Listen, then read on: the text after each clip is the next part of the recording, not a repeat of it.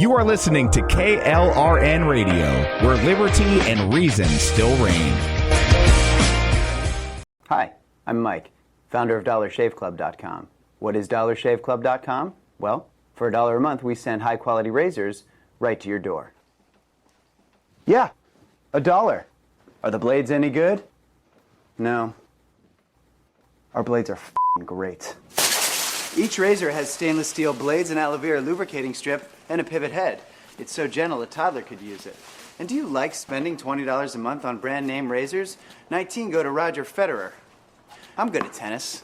And do you think your razor needs a vibrating handle, a flashlight, a back scratcher, and 10 blades? Your handsome-ass grandfather had 1 blade and polio. Looking good, pop up! Stop paying for shave tech you don't need. And stop forgetting to buy your blades every month. Alejandro and I are going to ship them right to you.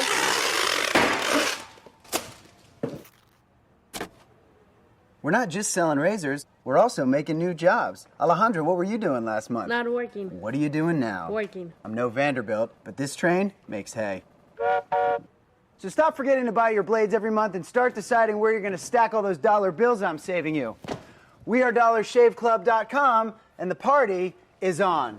I know karate, I know jiu-jitsu, I drive like a gangster when I'm coming to see you, see you.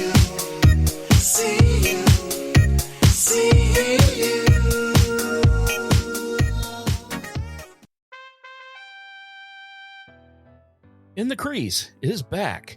The show about anything that crosses my path returns Sunday, October 15th at 8 p.m. Eastern. Where are we going this time, Dad? Great question, EP. Season 3 is back with the 4th annual Nobel Prize show. Physics, chemistry, medicine, literature, economic sciences, and of course, we will find out if the midget from Ukraine somehow manages to win the Nobel Peace Prize. All of this and more on episode 43 of In the Crease, October 15th, here on KLRNradio.com. Today, this breakfast isn't just breakfast. It might be the first McDonald's breakfast you're having at McDonald's again. This lunch might be a weekly tradition you hadn't had in weeks. And this dinner might be the first one you bought for not just you in a while. Whatever this order is for you, McDonald's will be here to take it. Get more of the chicken you love with a delicious McChicken sandwich for $1. And for an extra buck, add a refreshing Dr. Pepper. Dining rooms are starting to reopen in certain communities at participating McDonald's. Cannot be combined with any other offer or combo meal. KLRN Radio has advertising rates available. We have rates to fit almost any budget. Contact us at advertising@klrnradio.com.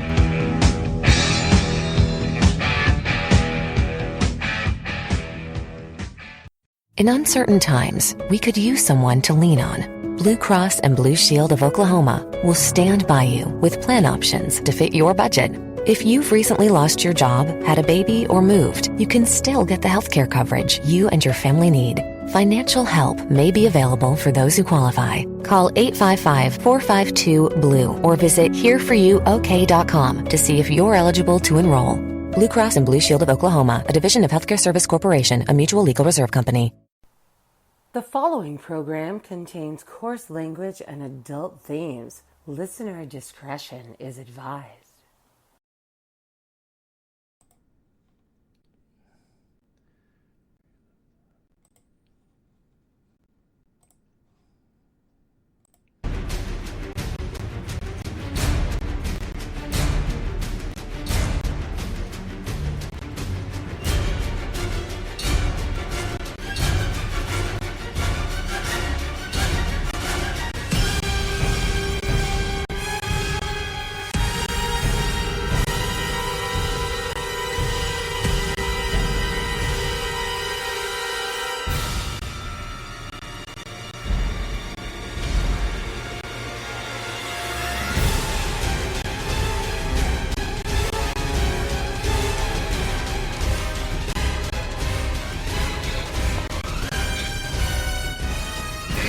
Good evening, everyone. Welcome to a special Tuesday night edition of the Rick Robinson Show. Again, starting in November, this will be the morning show flagship for KLRN Radio, Starting November 1st, yeah, it'll be weird. We're going to start on a Wednesday, but it's because that's when the 1st is. What are you going to do?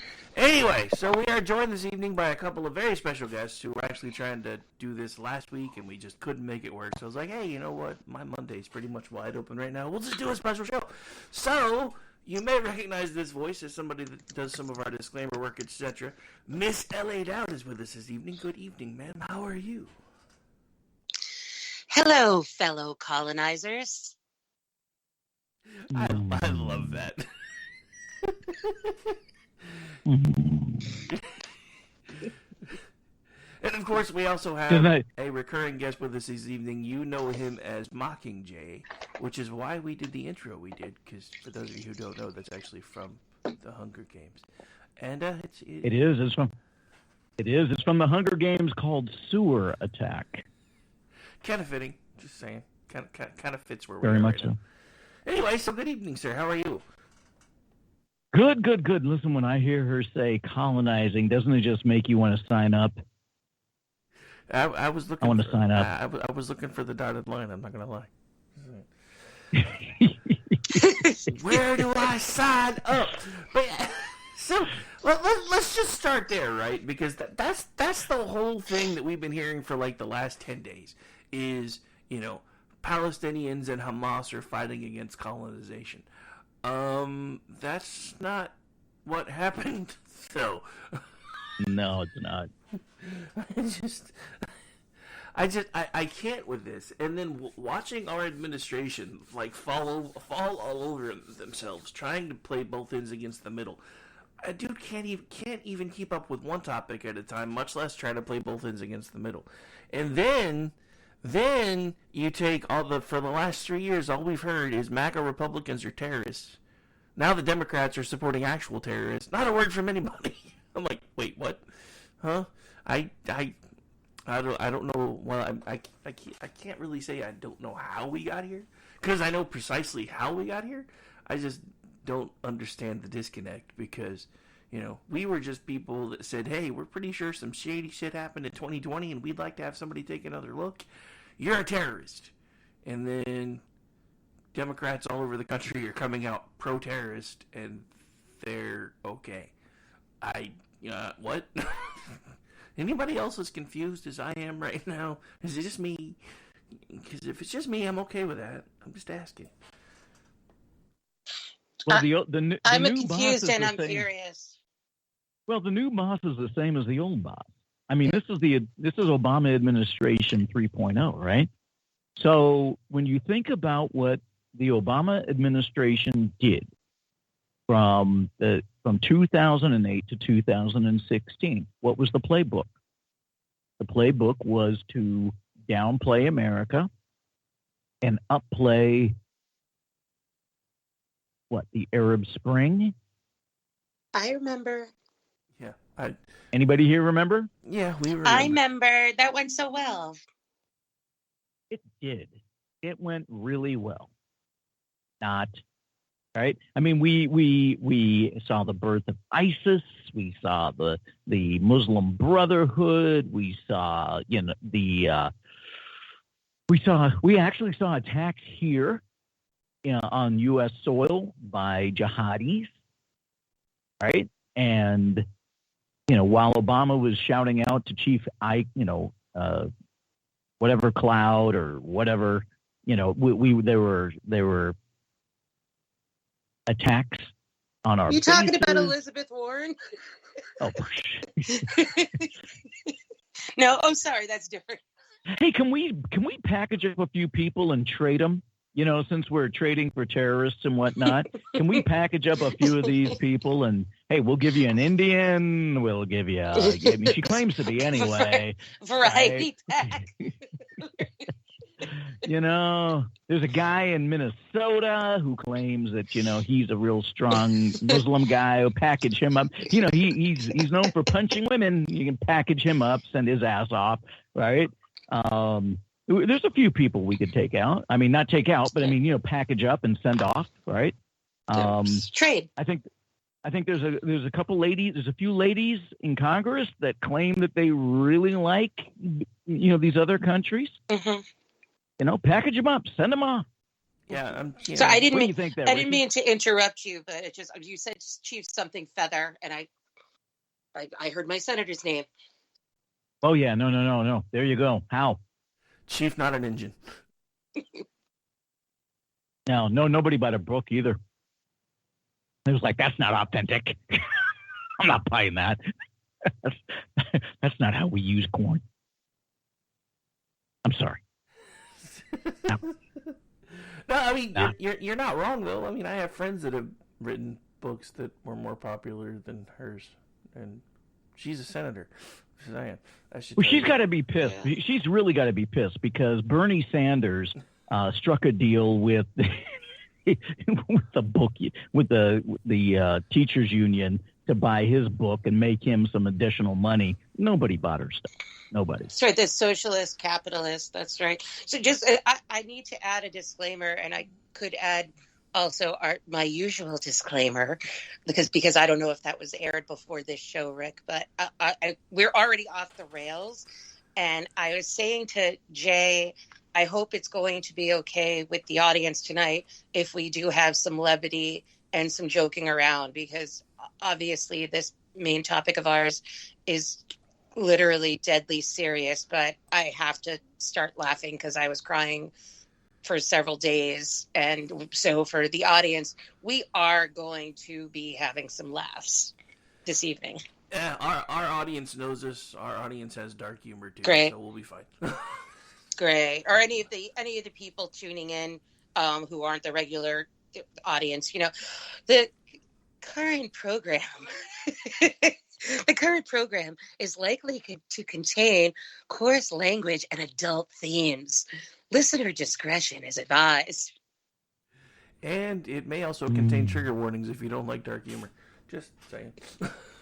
Trigger warning. Oh, there's going to be some trigger warnings required tonight for some of this stuff. I got to say, but anyway, continue, Jay.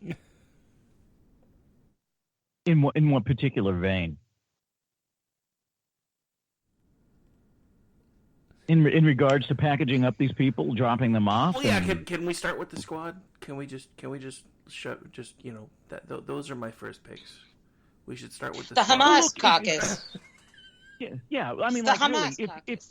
the Hamas caucus. I mean, really, think about it. If you really like that world, you really like that party and that affiliation, why not just go there?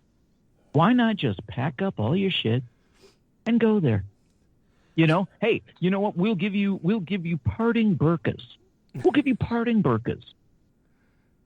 Okay? And some whatever they wrap and go to eat, and just send them off. Well, I think it'd be a great deal. Can we lace the burqas with itching powder? Just asking for a friend. The what? Can we lace the burqas with itching powder? Asking. No. Make them silk. I don't give a. Just, hey, look, wear this thing. Get out of here. We're gonna send you. And now don't forgive us if we don't touch down before we let you out of the plane. We're just gonna get you there. Tuck and roll. We're gonna get you there as fast as possible. I just don't. I'm going to be saying I don't understand a lot. I'm going to have to curb that. But here's I just don't understand. We know that's not going to happen because two of the elected officials in the Hamas caucus themselves are immigrants to the United States. I don't know if the one that speaks the same language as I do, the one that looks like the Middle Eastern Karen, if I may, like in my church. The ladies that you want to avoid because they're the Karens, and the voice that you can't stand, the voice is like nails on a chalkboard. That one who laments her Siti, her grandmother in Gaza. I don't know if she herself is an immigrant, but clearly she comes from immigrants from that region. She doesn't want to go back there. And then we've got the other one, the brother wife, the brother marrier, who wears the covering because she supposedly ascribes to the prevailing religion in the region. She herself was a refugee from Somalia, who has a very violent population of a very violent military regime and leadership. She obviously doesn't want to go back there. She came here. Well, she doesn't want to go back there because she would be deemed a whore. And they've got ways of dealing with people who bounce from person to person. Well, I beg to differ on that because the last I read, which admittedly was a year or so ago, about her connections, is that she's actually very well connected with some very prestigious people over there. So I think she'd be just fine, but she still chooses not to go there. So not all whores are alike. Some are more equal than others. There you go. Okay. All right. Still a whore. Needs to go. Pack her up. Give her a burqa. Give her a trip. But this brings up a really good, interesting point, because we've seen college campuses. I mean, of course, the left does a really interesting job of getting the fax machine or the Enigma machine to spit off faxes at all of their outlets. And we've seen college campuses across the United States spring up with grassroots to support the murderous ambitions of Hamas and Hezbollah. And what's fascinating to me, we've seen it on like on the University of Washington campus. They need to be completely ashamed. The University of Washington administration needs to be completely ashamed. But as George Orwell observed, one has to belong to the intelligentsia to believe things like what they're saying. No ordinary man could be such a fool.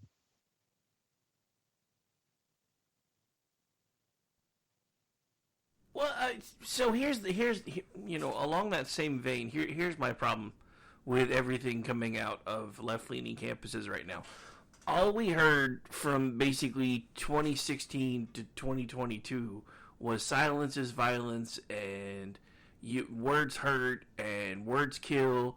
And now this year it's, if you're not siding with Hamas, you're evil. I'm like, wait a minute.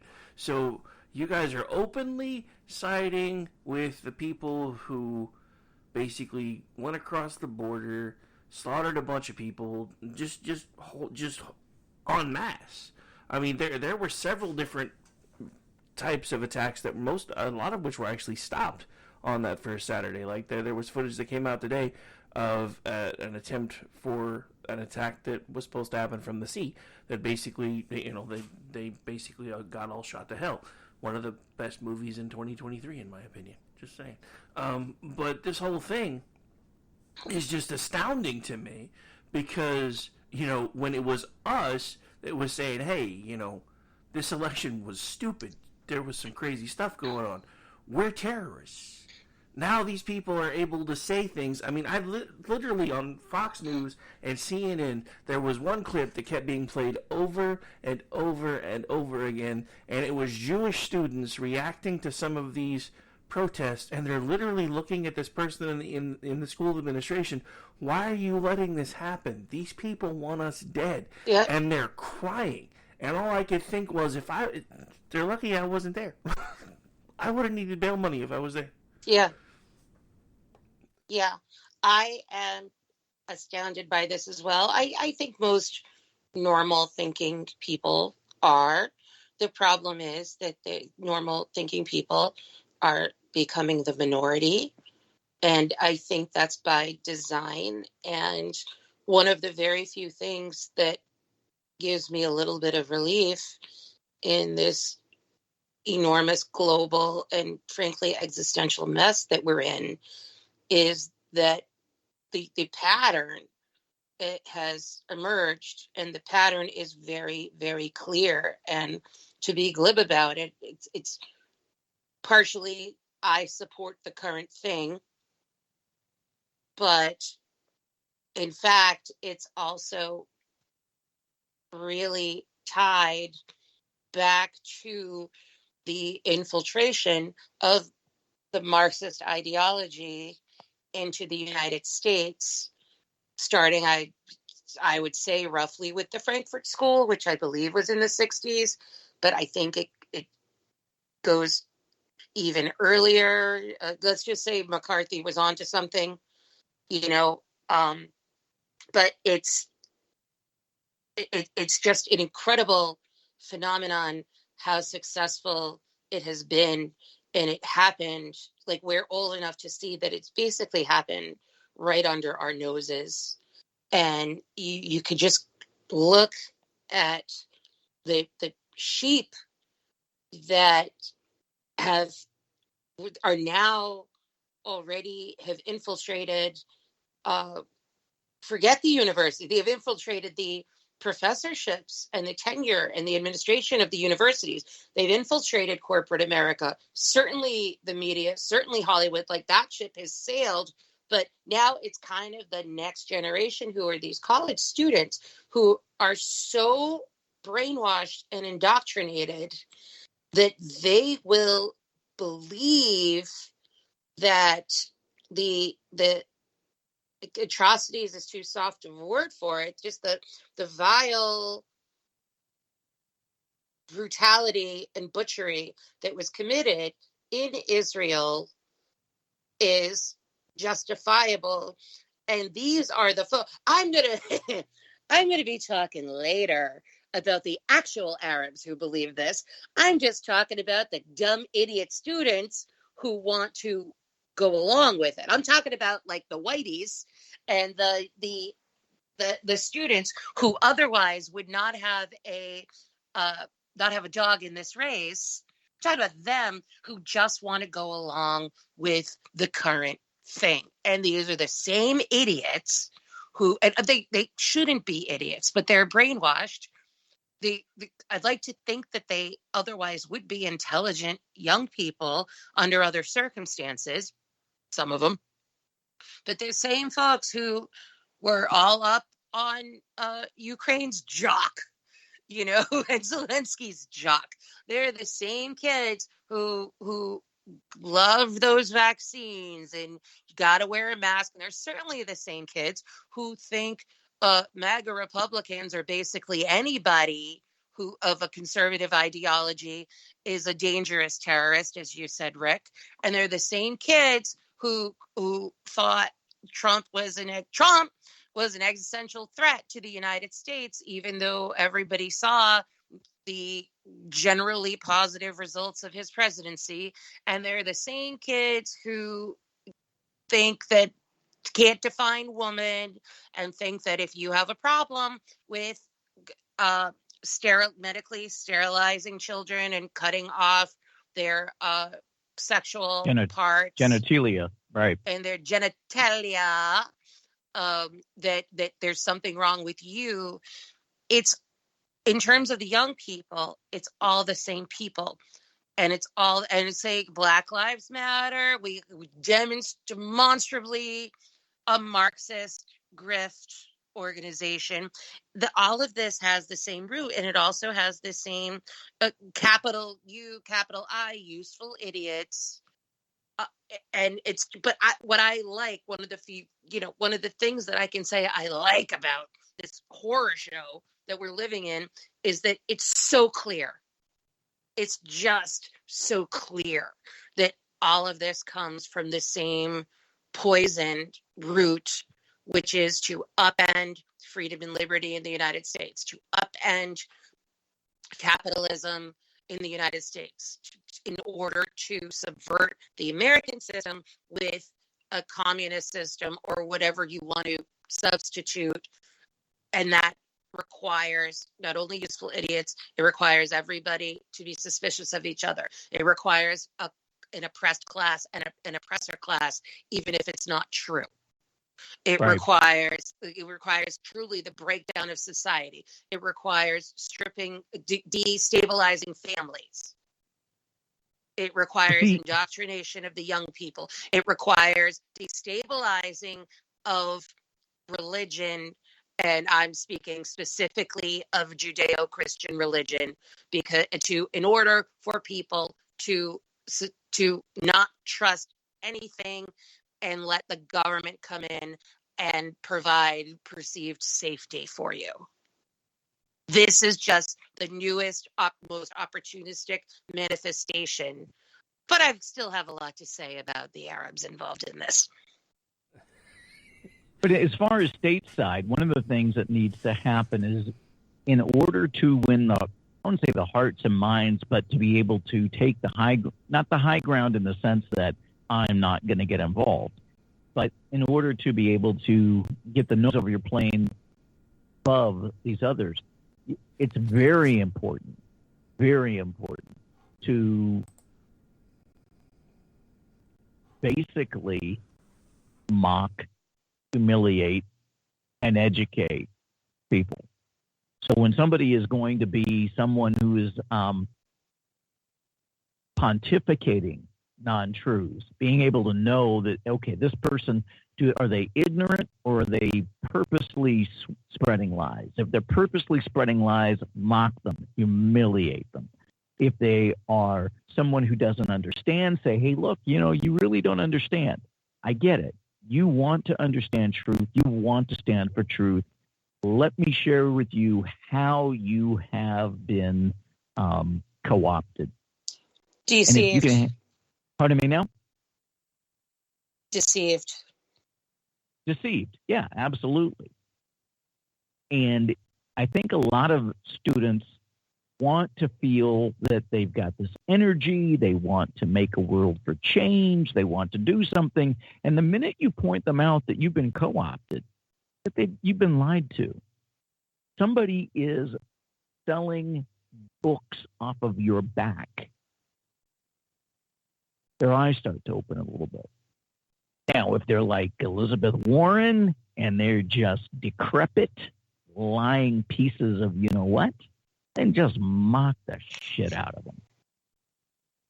But if they're really trying to understand and they're misinterpreting, like, for example, let me give you an example. Not too many people understand that Israel expelled its own population from Gaza in 2005.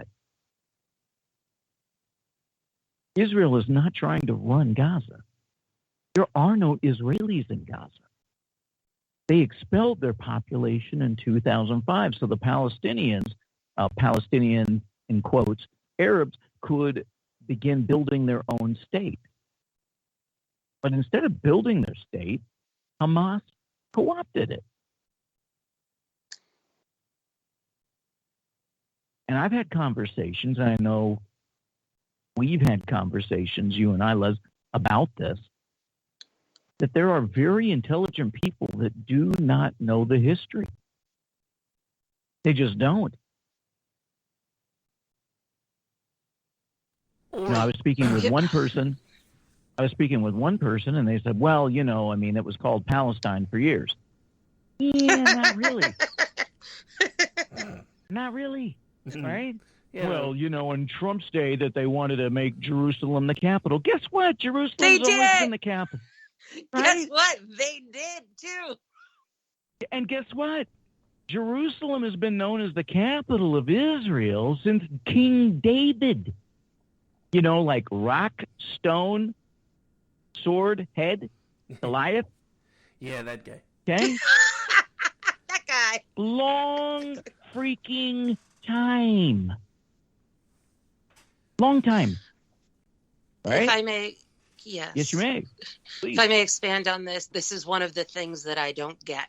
And this is one of the things that some people may find controversial because, well, first of all, if I may quote one of the Hamas caucus, Alexandria Ocasio-Cortez, also known as Che Guevara, also known as Che Guevara, or also known as Chiquita Khrushchev, when she was in her original campaign and somebody was talking to her about this, then she spouted some talking points and then she admitted, I'm not the geopolitical expert in this region. I'm not either. However, what I know is that, as you said, it hasn't been called Palestine forever, and the original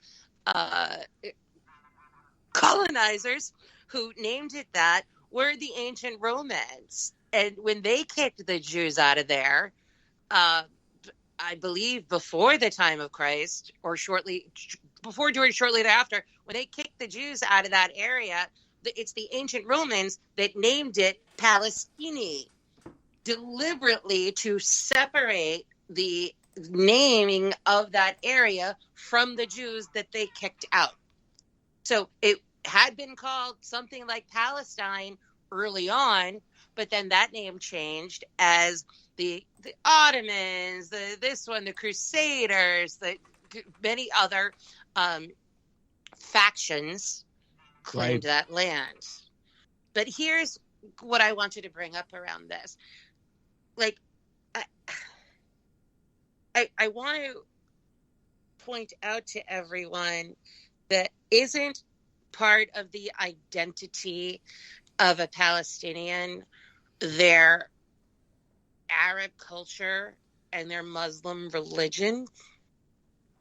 Because at this point in 2023, how would anybody even distinguish, let's say genetically, between a Jewish person in that area, in that region, the tight region of Israel and Gaza? How would anybody distinguish genetically between a Jew and a Palestinian if it were not for cultural and religious differences? And if that's the case, that's the distinguishing factor, I've never heard anybody talk about this before, so maybe I'm talking like an idiot here. Islam started as a religion in the 6th century AD. We all know that Judaism started 2,000 to 3,000 years BC.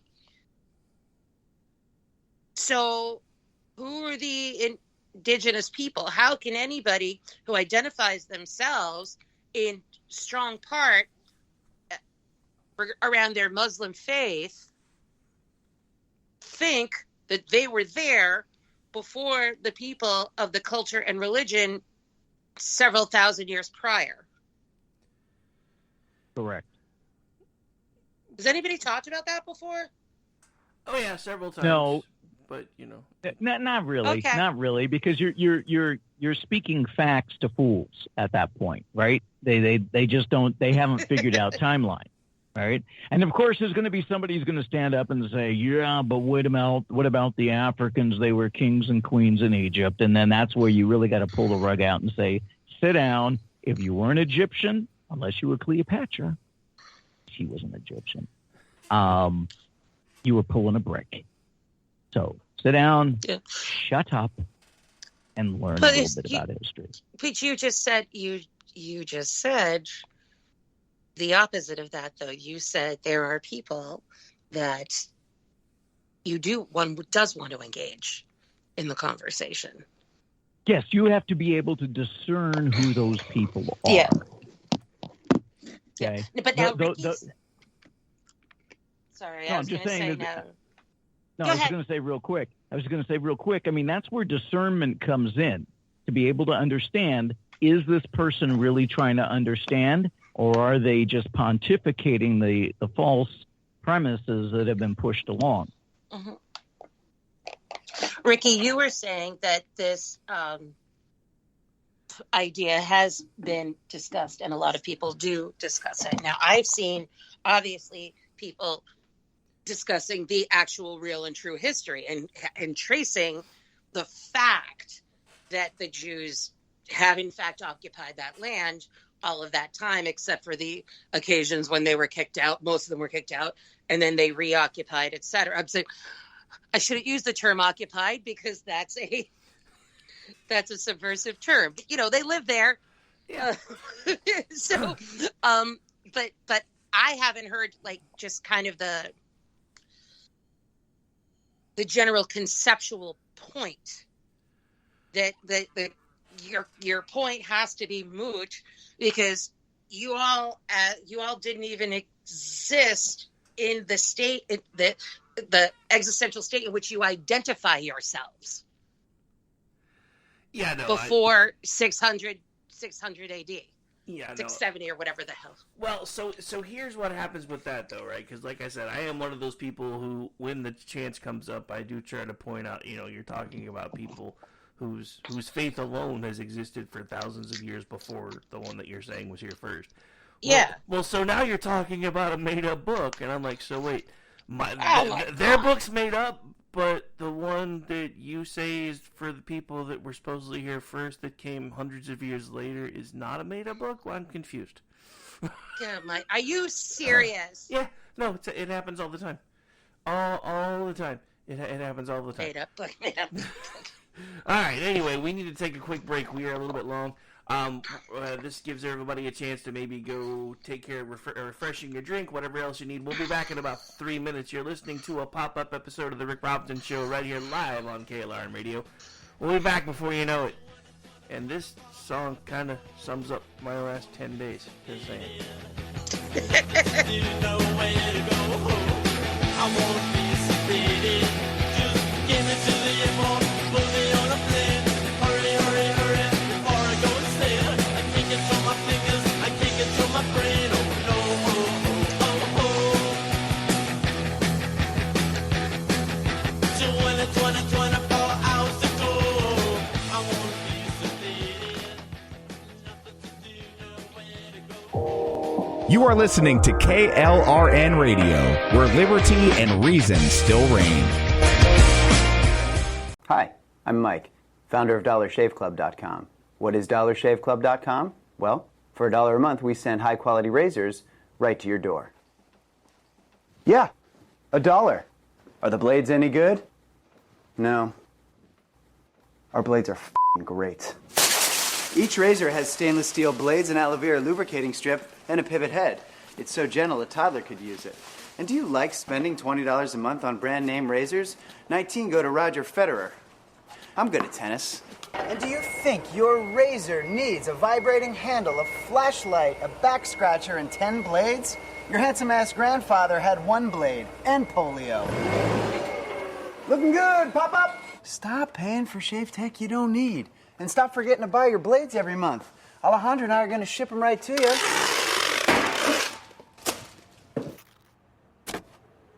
We're not just selling razors, we're also making new jobs. Alejandro, what were you doing last month? Not working. What are you doing now? Working. I'm no Vanderbilt, but this train makes hay.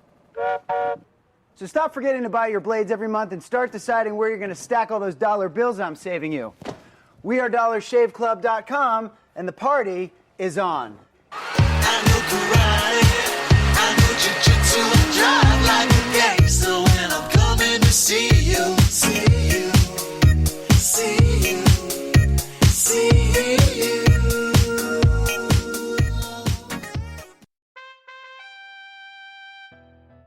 In the Crease is back. The show about anything that crosses my path returns Sunday, October 15th at 8 p.m. Eastern.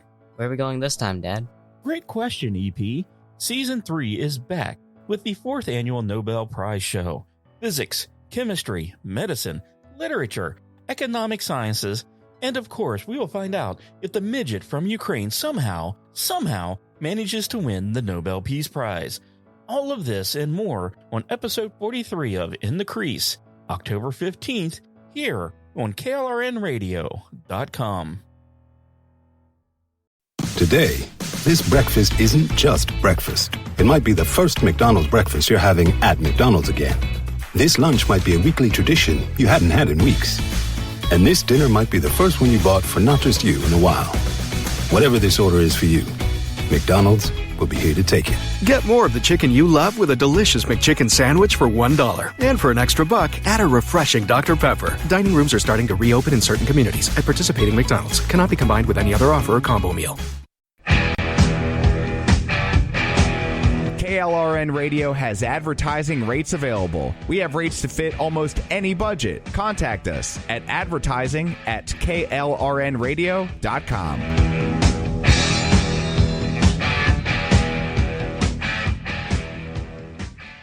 In uncertain times, we could use someone to lean on. Blue Cross and Blue Shield of Oklahoma will stand by you with plan options to fit your budget. If you've recently lost your job, had a baby, or moved, you can still get the healthcare coverage you and your family need. Financial help may be available for those who qualify. Call 855-452-BLUE or visit hereforyouok.com to see if you're eligible to enroll. Blue Cross and Blue Shield of Oklahoma, a division of Healthcare Service Corporation, a mutual legal reserve company.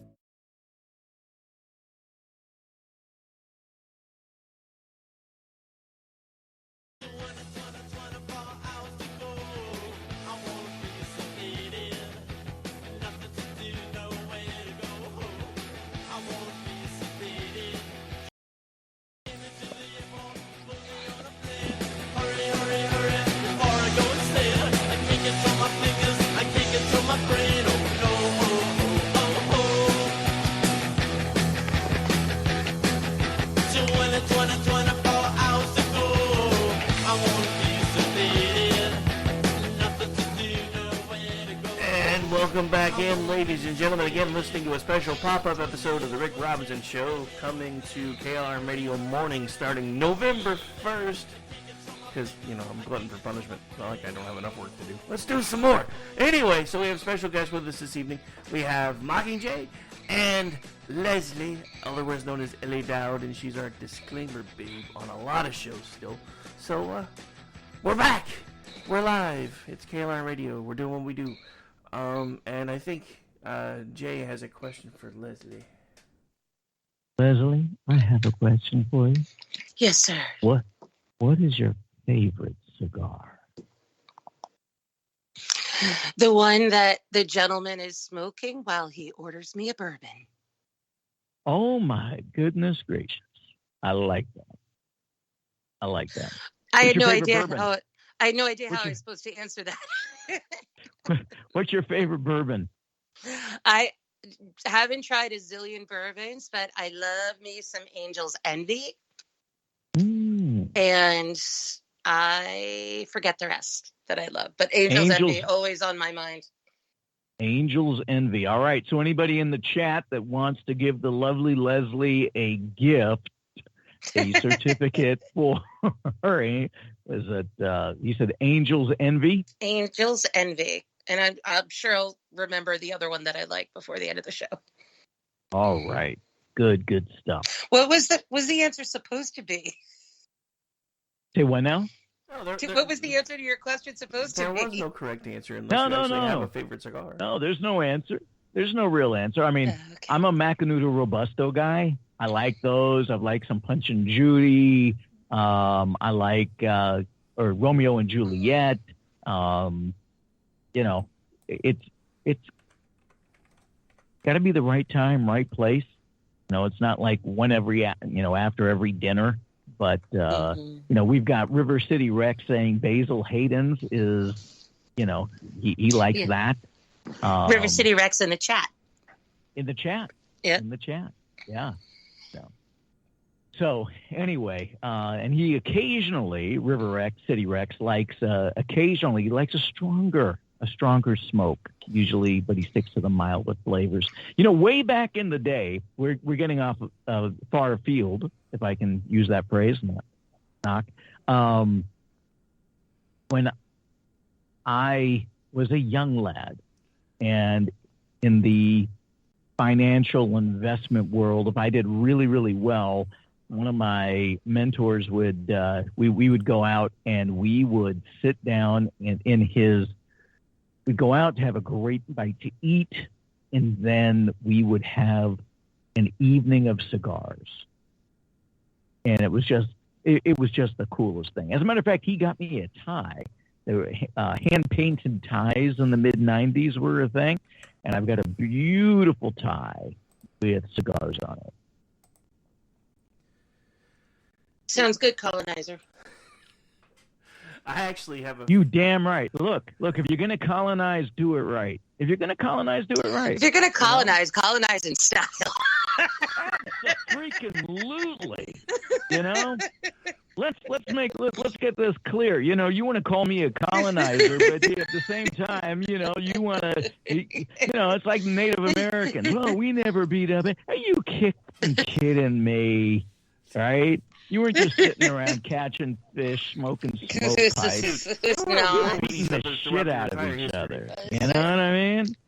You know? Thank you for this segue, which I know it Thank is. you very much. You Now know, I'm gonna and this say is what some we need. We shit. need more John freaking Waynes. We need more Magnificent Seven type of people. I'm not talking about Magnificent Seven like in the S&P 500 that are currently making up for most of the return. I'm talking about the Yul Brynner guy. Yul Brynner, man, was that guy a dude or what? Was Yul Brynner a dude or what? Oh yeah, Excellent guy. He was a dude's dude. Pharaoh and Ten Commandments. So let it be written. So let it be done. So let it be done. I love that. I love that. Now Denzel came out with Magnificent Seven as well, and you know what? Denzel, he always does. You know what? Fabulous actor. Love Denzel. But you know, at every point in some of the movie, he's gonna have that pout thing going on. He's gonna bite that lower lip every single freaking time. You never saw John Wayne do that. If I was in his inner circle, I would say, "Hey, Denz, don't do that. Don't do that." Not going to see Denzel coming out for Free Palestine. Oh, he knows what time it is. No, of course he does. Yes, he does. He's going to shut up like all the actors ought to. Well, years ago he did the Manchurian Candidate, Mm-hmm. and I think Meryl Streep was involved in that, and there was something else involved with that. Somebody else was involved with that, but Meryl Streep, I think, was there, and he was in an interview. And they were talking about the end times, and God is good, God is good, God is good. And Denzel said, "Hey, hold time out. You got to read the whole book." You know what I mean? He says you got to read the whole book. He says God is not just a person who gives you what you want. God is a just God. And boy, you saw Meryl Streep take a back seat to Denzel, and that's when you knew, yeah, sheriff is in town. Mm-hmm. What you got to say about that, Luz? Can we talk about who thinks God is a just God? Absolutely. As I said, thank you for this segue. All right, so here's the uncomfortable stuff that I want to say. As an Arab American Christian. And in case I, in my emotion, make it appear like I'm overgeneralizing or I'm painting too many people with a broad brush, I don't intend to do that, but I do want to speak from my personal life experiences and observations, and also the observations that we all can plainly see. So that's that disclaimer. I told you I was going to be full of disclaimers tonight. So, I'm a little emotional. So I spent 7 years in a wonderful relationship with my ex-boyfriend, also known as my dog's dad, my dog who passed away. He and I are still very great, very, very close friends. We were in a relationship together for 7 years. I was part of his family, essentially. He was part of my family, essentially. And we still are. Okay. He grew up in Lebanon and West Africa. And his entire family is from Lebanon and West Africa, and they're Muslim. And he was the one who was kind of the most rebellious against his family and against Islam. And he's older. Let's just say he's older than you guys. Okay.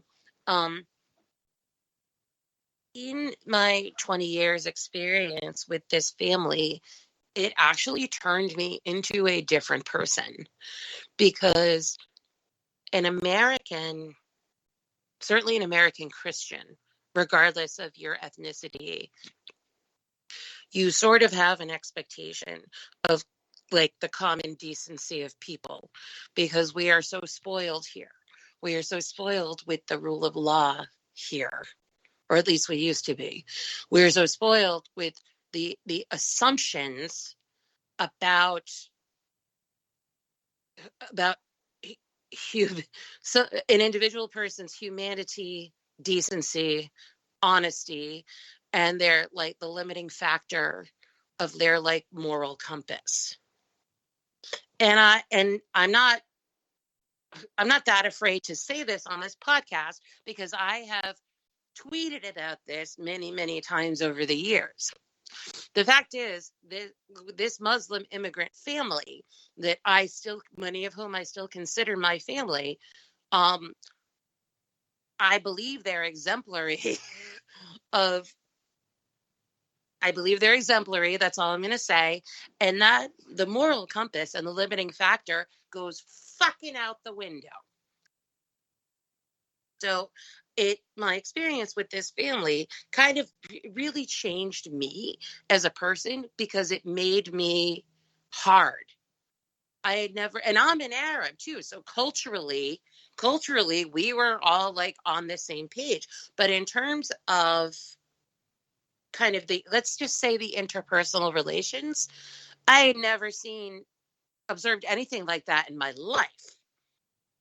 And to the point where I have tweeted many times that there's not one person in that entire family that I've either met or known about who wasn't the recipient of physical assault from another member of their family. And I'm not exaggerating. Every single one of those people in that family had been physically assaulted, if not straight up physically abused by another member of that family, whether it be a spouse or a parent or an in-law. And again, most of them spent most of their lives overseas, and most of them immigrated to the U.S. as teenagers or adults, but the culture goes with you. Okay. Now let me make the next disclaimer. I was absolutely never, ever, ever physically, mentally, emotionally abused in any way by my ex-boyfriend, now my great friend. But I can tell you, members of his family, just the stories I heard changed me and changed my understanding of what human beings are capable of. Okay. Another thing that I've tweeted many times, he had 4 sisters. 3 of them are dead because they're all older. He had 4 sisters. All of them were married off in either the Middle East or Africa. They were married at 12 or 13 years old. All of them. Okay. And it was a deal. It was arranged marriage, and it was a deal, or it was kind of half a deal. Oh, and these little preteen girls or teenage girls decided they were in love with somebody in the family was actually quite wealthy over there. There were in-laws. I mean, I heard stories from people in the family of in-law people just like pulling knives on people in their own family. Crazy ass stories. And this is like the good and loving family. Okay. There's and cousins doing stuff to other cousins. Certainly on the West Africa side, when people were living with us in West Africa because of the family business over there.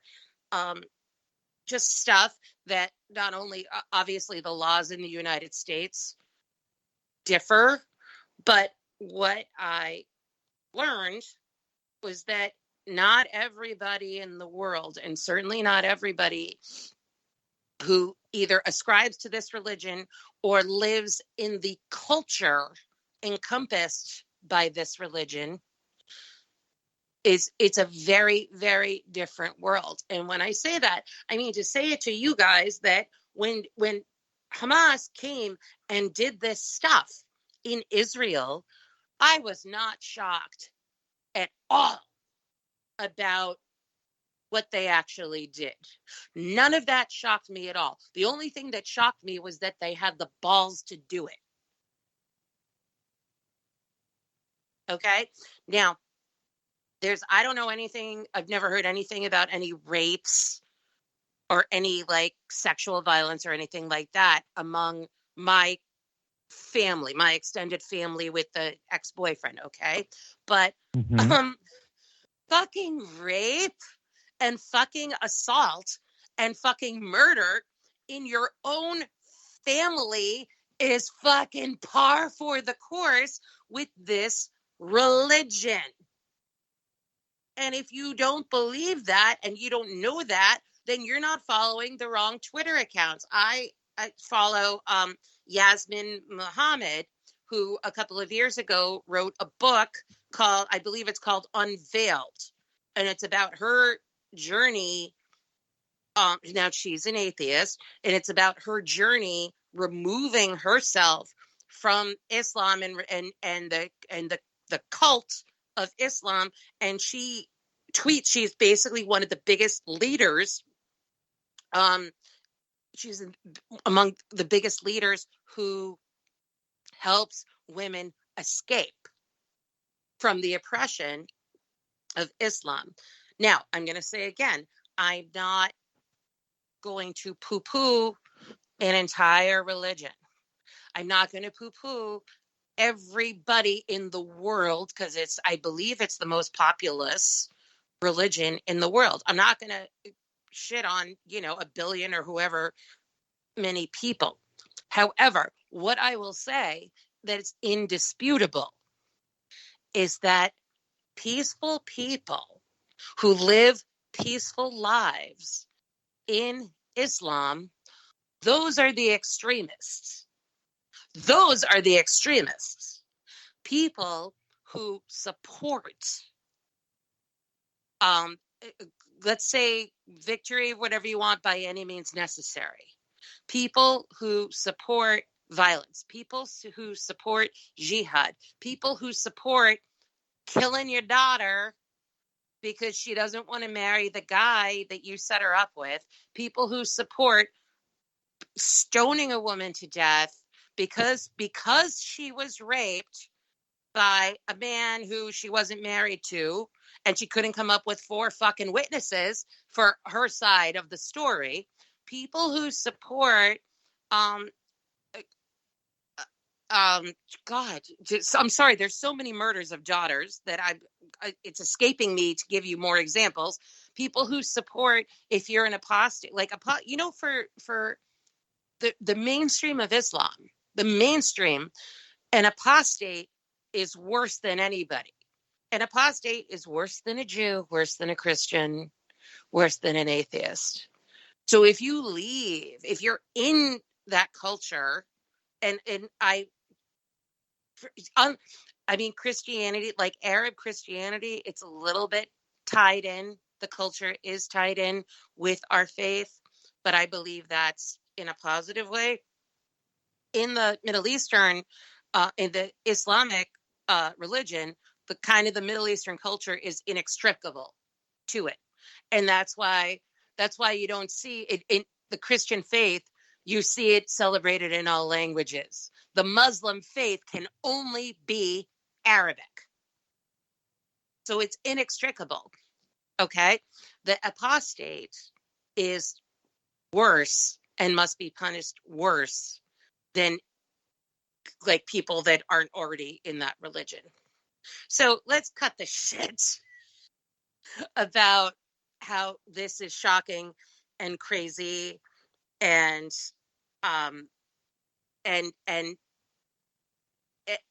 unheard of. It's a lot of what they did is, quite frankly, the normal mainstream of this life. Nobody wants to talk about that. That's it. So are you saying that what we heard, the stories that we heard about how we're talking about Hamas and Hezbollah over the attacks, what the atrocities that we heard are part and parcel with the religion? Is that what you're saying? I can't say it that definitively, but what I can say is a lot. There's no moral compass. No moral compass in the mainstream of the religion. To be peaceful and ascribe to that religion, you're the extremist. You're the extremist. And just forgive me. Let's just talk. Rather him and this is see in the United States, we've got the subversion of the communists brainwashing the children. Okay, but you see thousands in London, thousands in France. A dude was just beheaded in Brussels, Belgium. Okay, that is the norm. That is the immigrants coming there and bringing their culture. There's a word for like a mixture of religion and culture, but they're bringing that there normal. Okay, in the UK, you had Rotherham in the UK. It's a town in the UK that was taken over because you don't talk about open borders. Those countries have fucking open borders. You have a whole town run by quote unquote East Asian and quote unquote North African immigrants that run a child sex trafficking town. That they would steal little girls, steal little British girls and boys, bring them into the town, kidnap them, rape, and everybody rapes them. And the UK police, like the London police, like won't even go there. No. That's what I'm saying. There are no-go zones. I got you. I'm with you. I understand. So what you're sharing is what we saw, what we heard, which is like freaking Red Dawn, actually. I mean, if you're an American and you've seen Red Dawn, the 1980s version with Patrick Swayze, right? Let me fix that. The only version. I believe Ricky tweeted that. Exist.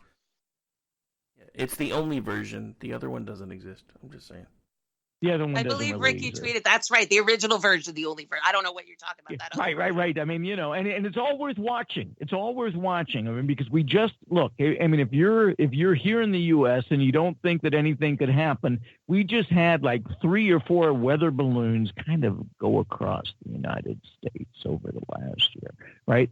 So once again, and in Israel. What happens in Israel is a beta for what happens in the U.S. It really is. So if you think for some reason or other that's over there, that's not going to happen over here, guess what? It happens over there before it happens over here. And so for the Islamic terrorists, and look, I think one of the things that you're saying is religion appease my ass. I think that's kind of what you're saying. Is this idea that that's we were a small shoved part down? Of it. Yeah, we were shoved this talking point immediately after 9/11.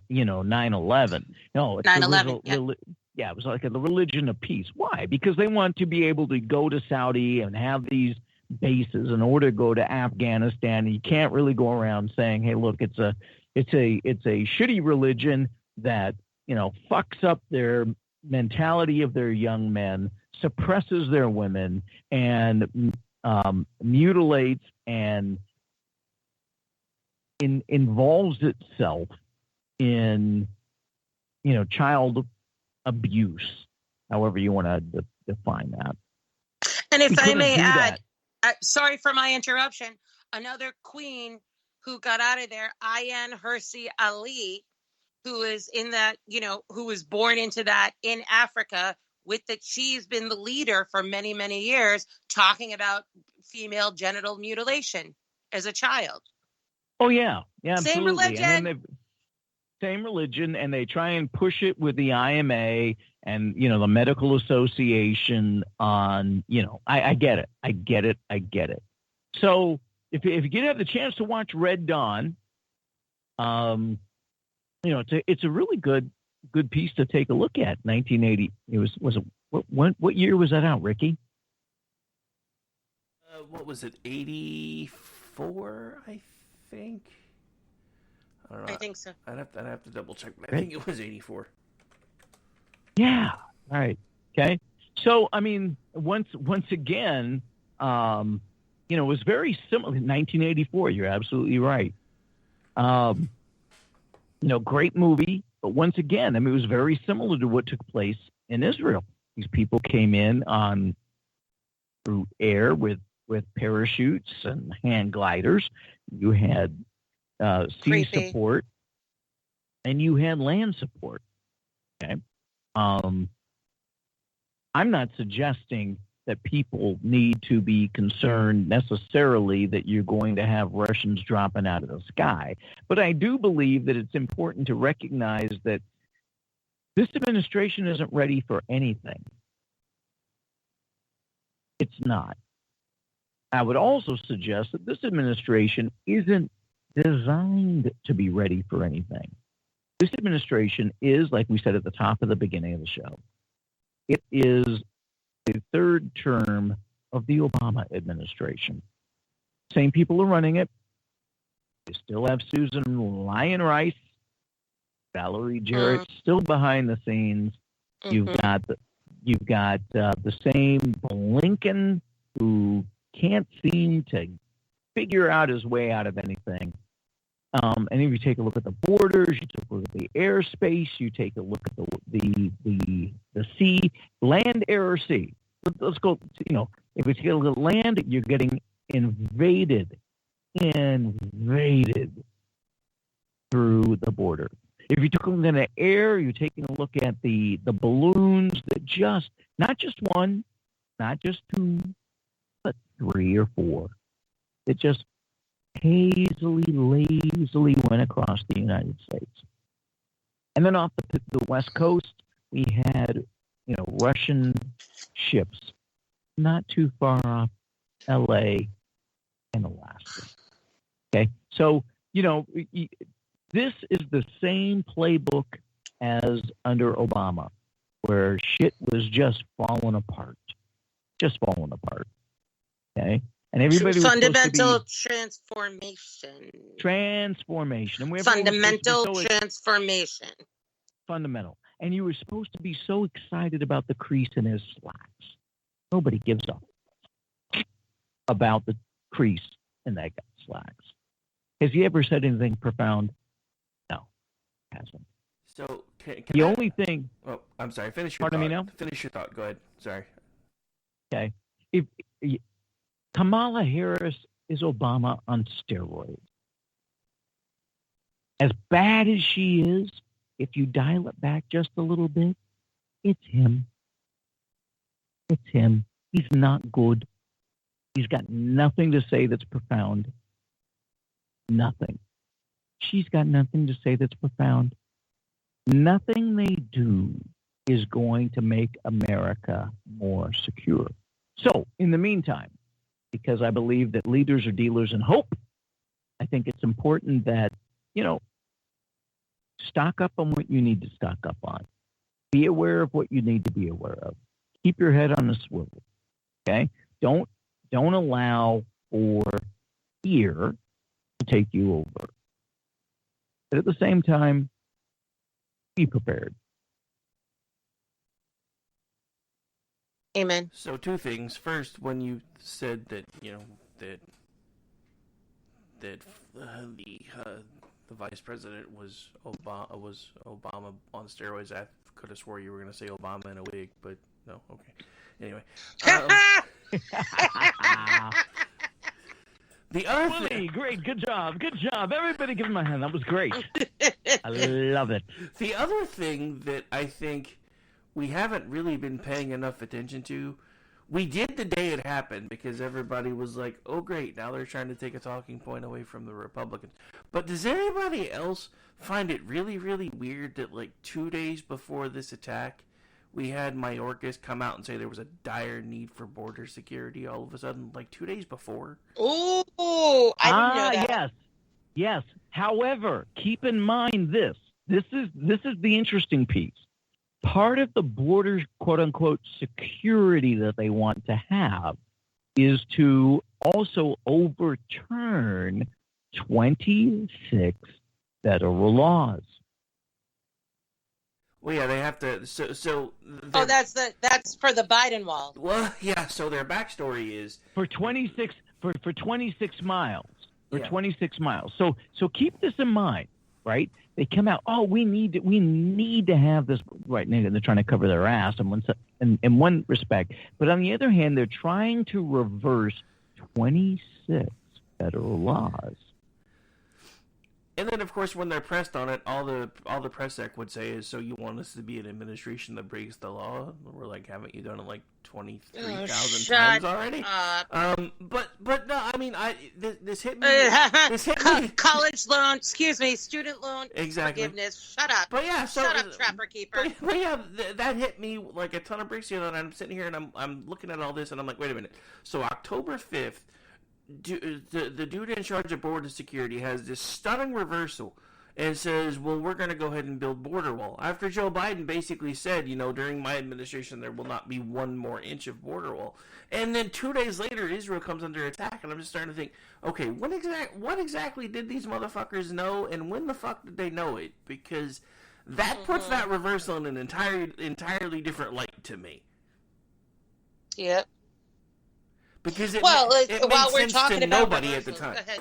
I was going to say it made sense to nobody at the time. I mean, the only thing that anybody would come out was because, the House is in disarray, and they're like, oh, look, great job, Republicans. Now you just gave Biden another talking point.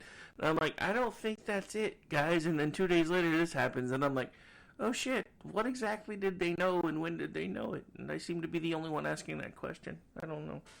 I even tried Biden doesn't have a talking point, brother. They're always going to have a talking point. Biden doesn't have a talking point. He's like rah, rah, rah. Well, no, not Biden. No, whoever's got their hand up his ass is the one with the talking points. Jeff Dunham. Yeah. Yeah, my son Bo, he. Oh God, my God! All right, so he's going to Israel. They'll let him know once he got there. I heard today that he's going to Israel. I don't know when. I think that, look, time out. Please, if you're flying the plane, please divert the plane. Take a long time and land in Texas. Bring him to the border. Bring him to the border. Bring him to the border. Tell the difference. And let him know, and see if he can tell the difference between Israel and the border. Please, wouldn't that be freaking awesome? I want to plug my hashtag Cable News with Mom, hashtag Cable News with Mom, which is my comedy hashtag of my beloved senior mother who's here, who gives the hottest and freshest and funniest takes on politics and sports and other things. And our huge joke is that she loves to tell me when Biden is going somewhere or has shown up somewhere. And so, as usual today, hey, Liz, Biden is going to Israel. And my, as usual, reply, does he know? He doesn't know. Drop him off at the border. Take him right to the border. Surprised you guys haven't made that all these people rushing by. With all these people rushing by, Can we mention how I actually want to ask this to you guys and to the folks in the chat. When was the last time you saw a video of illegal immigrants crossing the border? When was the last time you saw any woman or child? Because I actually don't remember. It had to be at least 3 weeks ago, the last time I saw any elderly person, woman, or child crossing the U.S. southern border. I don't Anybody? remember. Anybody? No, I honestly don't remember the last time I saw anybody that didn't look like a military-age fighting man to me. So I do not remember. So this is what's going on. What's going on? Oh, we know what's going on.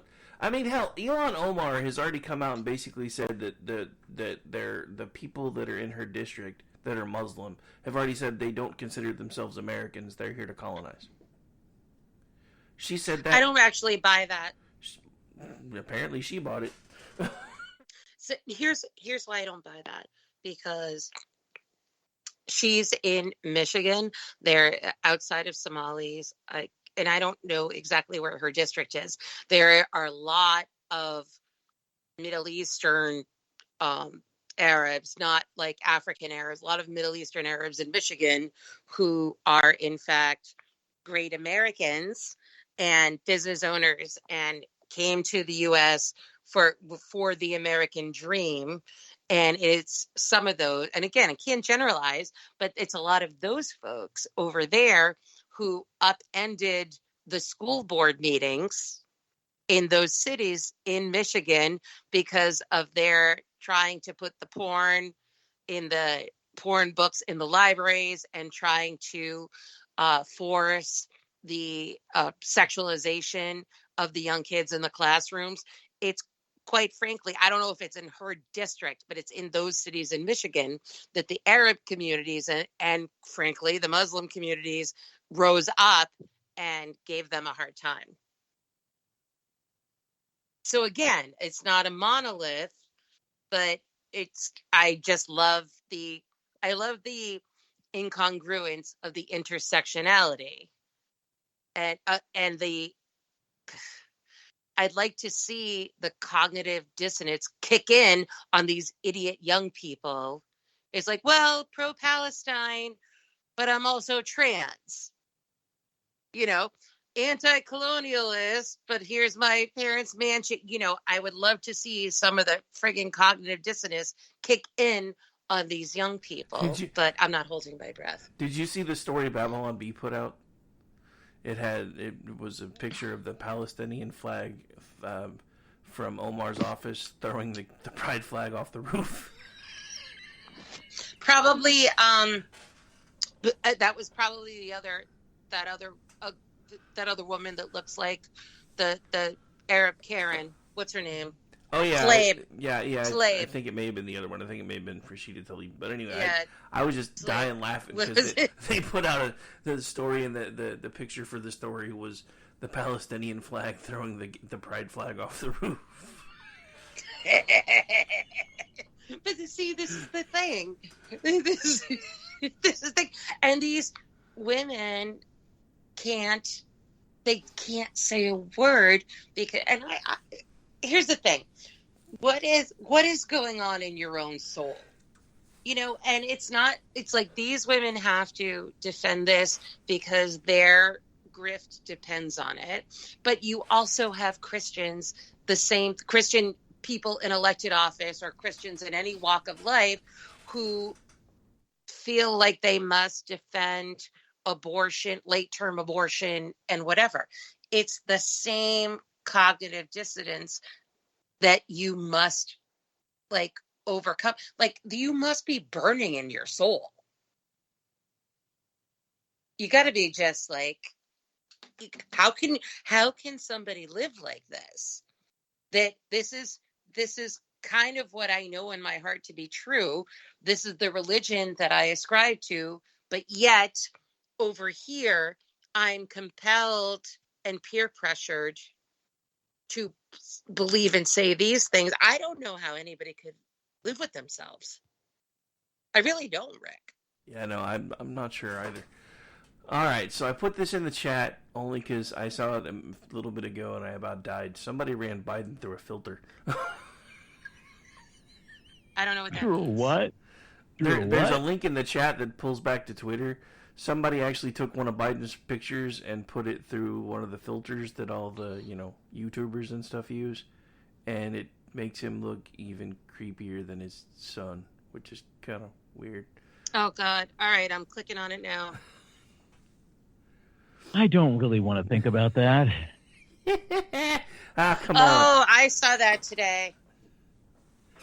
Yeah, I saw it earlier, and then it came across my feed again. I was like, you know what? What the hell? I'm going to share it with the chat, because if I had to see it not only once but twice, now y'all have to see it too. So what it is, Rick, is that somebody actually was fluffing Biden's appearance on 60 Minutes, and they shared that filtered, facelift Botox picture. It's actually like a Biden fan. They'd put that on Twitter. Creepy. Yeah, you would think, if he's an actual fan, he probably wouldn't do that. But yeah, anyway. Yeah, I mean, what are we talking about? People don't understand. Well, I mean, what up is down, right is wrong. Well, yeah, I've been saying it for the last month. We live in the upside down. Mm-hmm. But one other quick takeaway, and then we probably do need to start wrapping up because I know you guys have jobs. So do I, technically. But I can do this all night, says Captain America. But anyway, so one other quick take.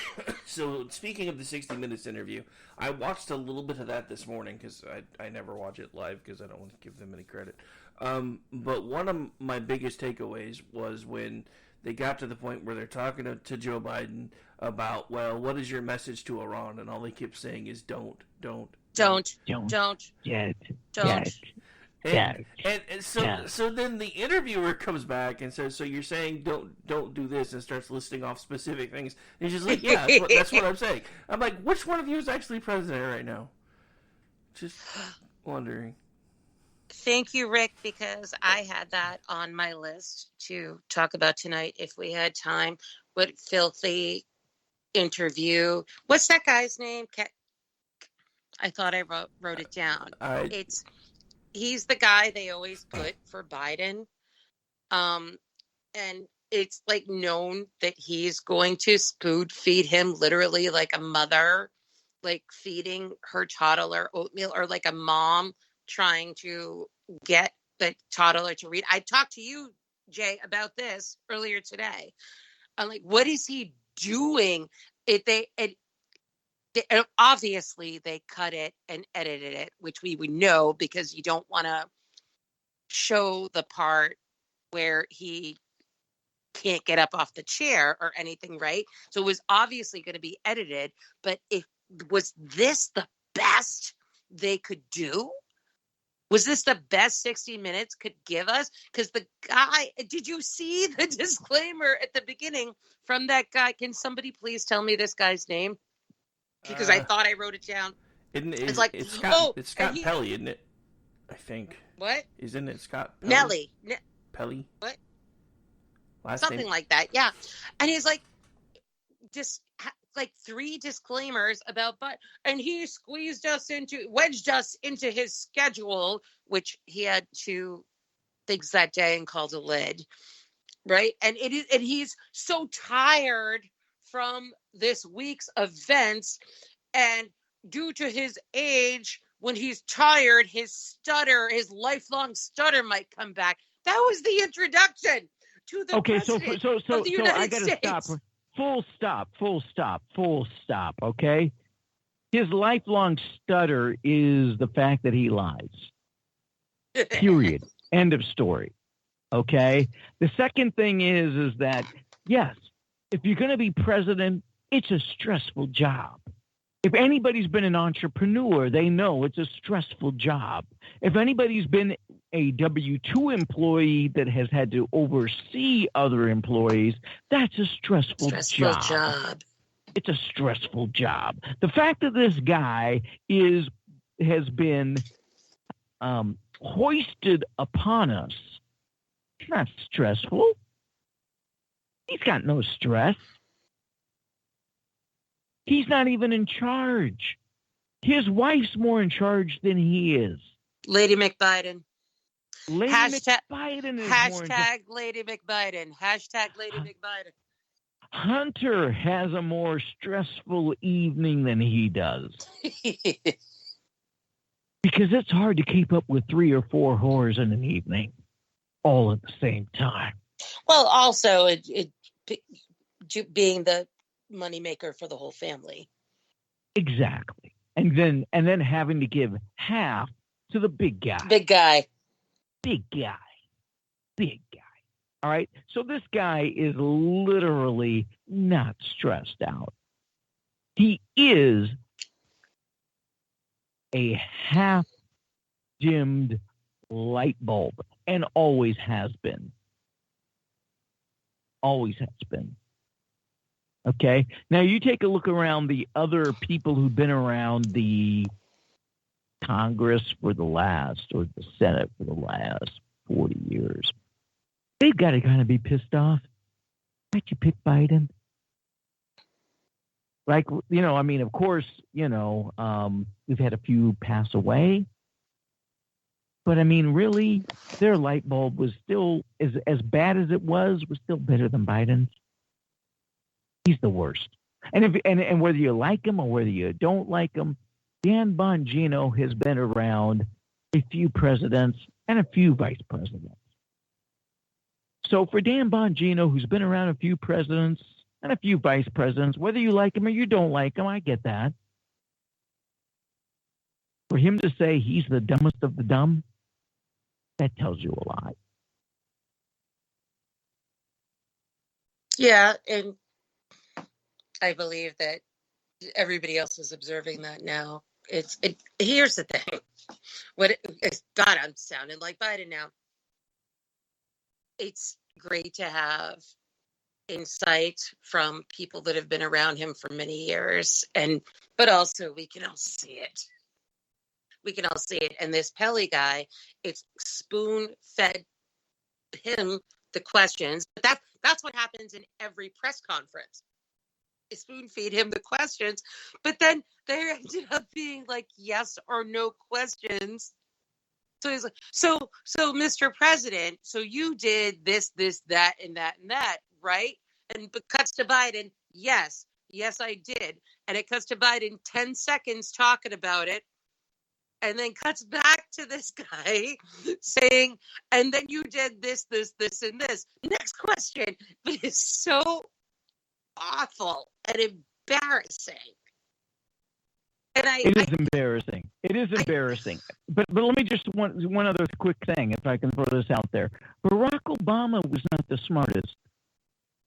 The only thing Barack Obama had going for him is that people wanted him to be smarter than he was. That's all. He wasn't smart. There's nothing that guy said that was profound. Nothing. They wanted him to be, so they're like, oh, he could have meant this, or he could have meant that, or he could have meant the other thing. Dumbest mother that ever walked the halls. I don't agree with you. Except for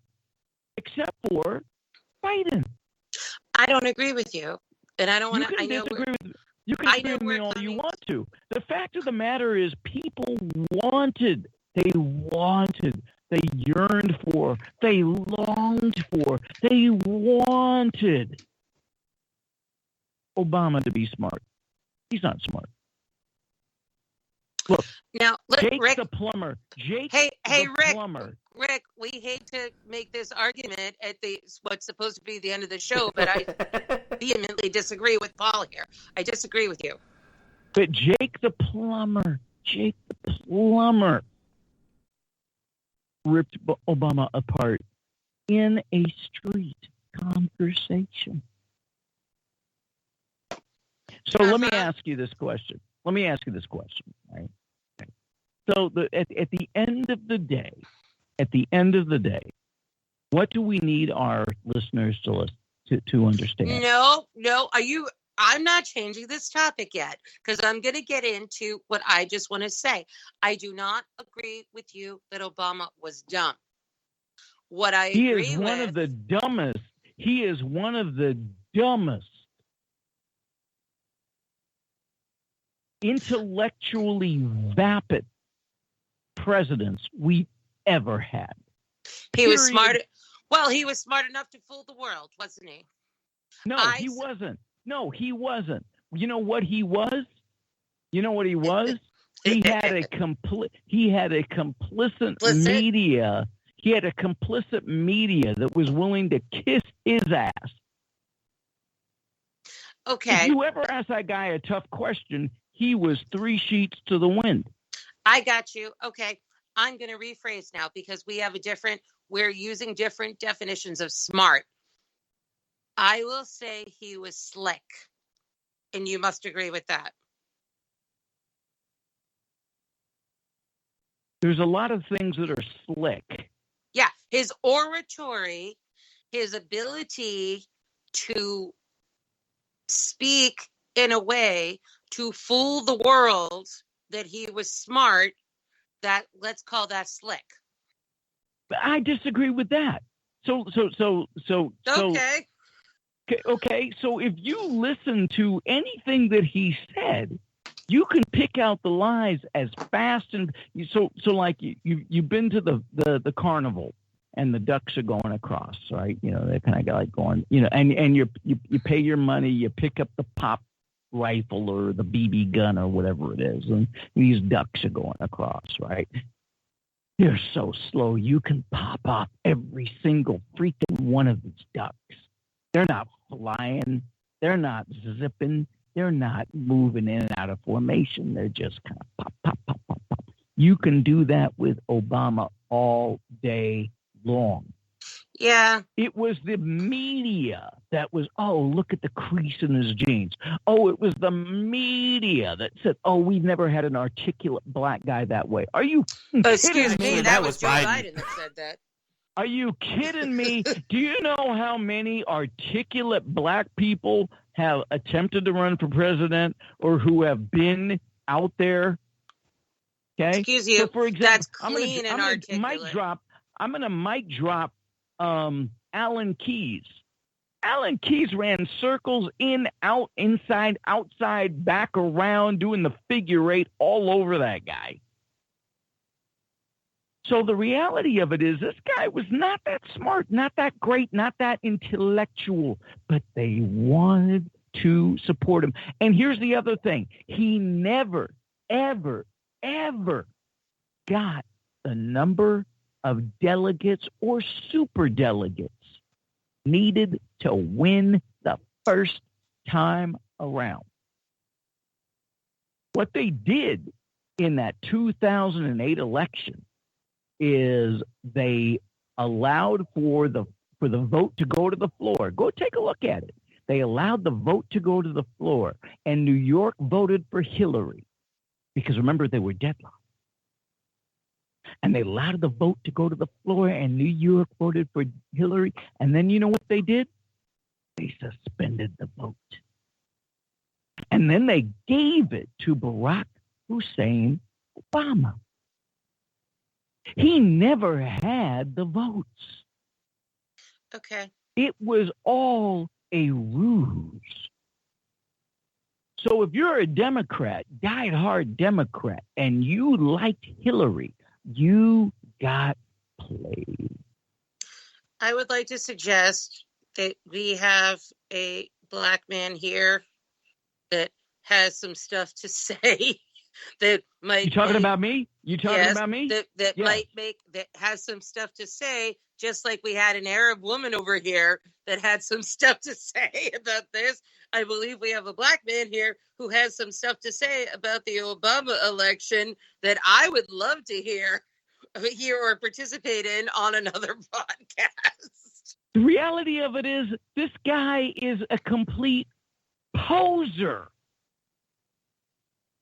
He did nothing for the black people. He did nothing for the black people. And you know what? Every single time you talk to a real person who has been involved with black issues, you know what they will tell you? He doesn't understand.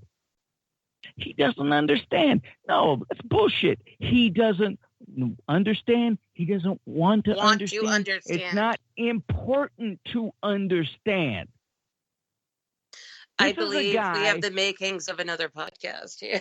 This is a guy who made less than $300,000 a year, and somehow or other has two mansions, right? In Hawaii and in what is that? What was that place in Northeast? San Francisco. Martha's Vineyard.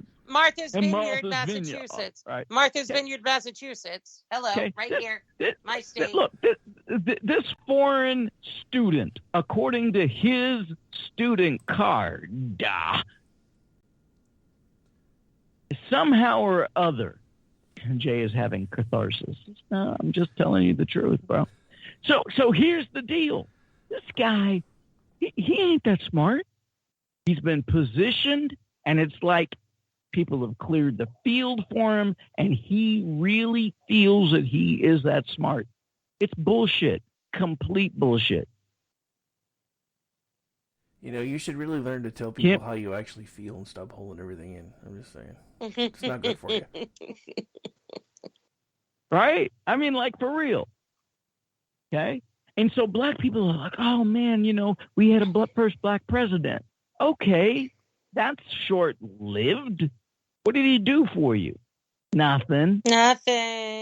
Nothing. Well, what's Chicago like? What's Chicago like? What's Chicago like? Beirut. Beirut. Hey, watch it. Hey. No, but like, for real. I will say. Can I get a witness? Look. Give me the truth. That's the reality. Look. Okay? The lingering Beirut's awesome. The lingering gunpowder in the air helps the taste of the pizza crust. I'm just saying. I like Chicago pizza better than New York pizza. That's a fact. But oh my God! Okay, we're at war now. Yeah, I bet you are. But here's the point: you be at war with yourself because it's much better pizza. But the reality of it is that he did nothing for black folk. Nothing. You're still living it. You still have the same challenges. He did everything for Marxists. Well, black people. I beg to differ. No, he did. Black people. No, black people, by and large, really. If you're listening to me and you're black, listen to me. You want to be in an environment where you can compete. You want to be like the Negro Leagues, where you play against the major leagues and you win 300 out of 400 times.